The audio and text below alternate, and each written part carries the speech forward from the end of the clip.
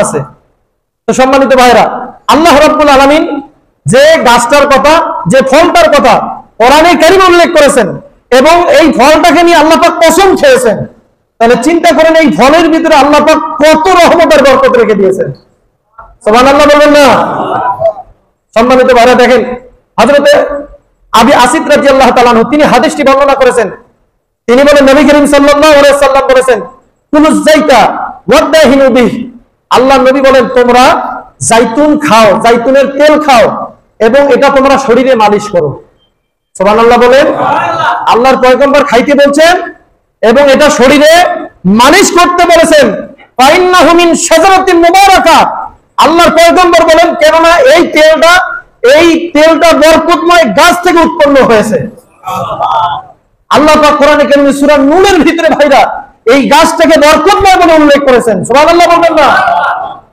সম্মানিত উপস্থিতি, দেখেন আল্লাহর পয়গম্বর জাইতুনের তেল খাইতে বলছেন এবং নবী করিম সাল্লাল্লাহু আলাইহি ওয়াসাল্লাম এটা পছন্দ করতেন, তিনি এগুলো খাইতেন, এই জাইতুনের তেল শরীরে মালিশ করতেন। ভাইরা আপনি দেখেন এই জাইতুনের তেল যদি খান তাহলে দেখেন আল্লাহ পাক আপনাকে কত উপকারিতা দান করবে। ভাইরা আমরা অনেকে হার্ট অ্যাটাক করি কি করি না? হার্টের সমস্যা আছে না?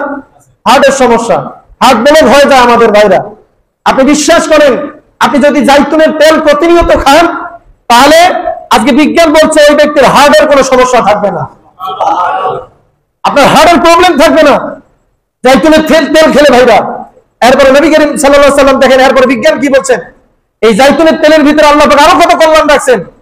কোন ব্যক্তি যদি জাইতুনের তেল খায় এবং শরীরে মালিশ করে তাহলে তার ক্যান্সার হবে না, ক্যান্সার হবে না। ভাইরা আল্লাহর পয়গম্বর বলেছেন ইন্নাহু মিন শাজারাতিন মুবারাকা, এই তেল উৎপন্ন হয়েছে বরকতময় গাছ থেকে।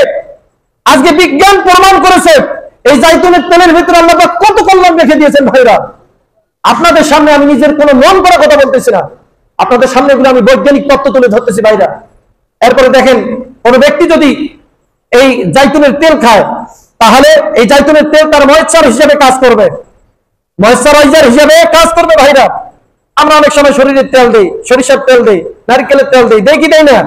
এই যে তেল দেই, এই তেলের মধ্যে উপকারিতা আছে, কিন্তু অনেক সময় এই তেল আমাদের ক্ষতিও করতে পারে, এই তেল ক্ষতিও করতে পারে। কিন্তু আপনি যদি এই জাইতুনের তেল ব্যবহার করেন তাহলে আপনার এটা ময়েশ্চারাইজারের কাজ করবে।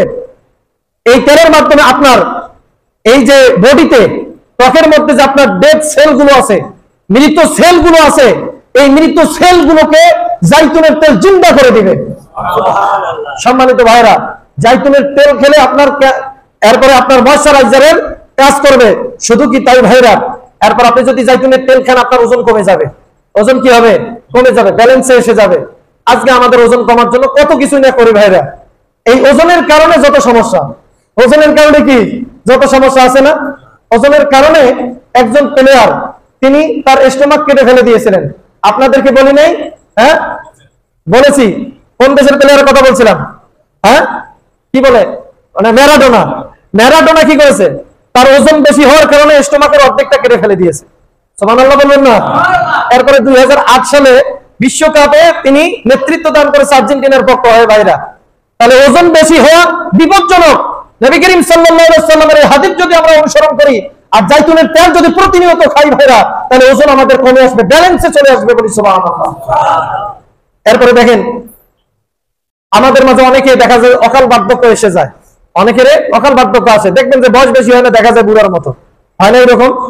এই যে অকাল বার্ধক্যের হাত থেকে আপনাকে এই জাইতুনের তেল রক্ষা করবে। ভাইরা এরপরে দেখেন এই জাইতুনের তেল আপনার শরীরের কোলেস্টেরলের নিয়ন্ত্রণ করবে, কোলেস্টেরলকে নিয়ন্ত্রণে রাখবে। ভাইরা এরপরে দেখেন এই জাইতুনের তেল যদি আপনি মাথায় ব্যবহার করেন আপনার চুলকে সকল প্রকার ক্ষতির হাত থেকে রক্ষা করবে। এরপরে জাইতুনের তেলের মধ্যে আরো কত কি ভাইরা উপকারিতা দেখেন। অনেকের আলসার হয় না? আপনি জাইতুনের তেল খাবেন আপনার আলসার হবে না। এরপরে দেখেন আমাদের অনেকের হজমের সমস্যা আছে, আপনি জাইতুনের তেল খান আপনার হজমের সমস্যা থাকবে না। এরপর দেখেন ভাইরা আরো কত উপকারিতা। এরপর কারো যদি স্মৃতিশক্তি কমে যায়, স্মৃতিশক্তি, মাথায় আপনি জাইতুনের তেল দিবেন, জাইতুনের তেল খাবেন, আল্লাহ পাক আপনার স্মৃতিশক্তিকে প্রখর করে দেবে। সম্মানিত ভাইরা শুধু কি তাই, আমরা অনেকে ফ্রাস্ট্রেশনে ভুগি, দুশ্চিন্তায় ভুগি, মানসিক চাপে ভুগি। আপনি জাইতুনের তেল ব্যবহার করবেন, মানসিক চাপ থেকে আপনি রক্ষা পাবেন।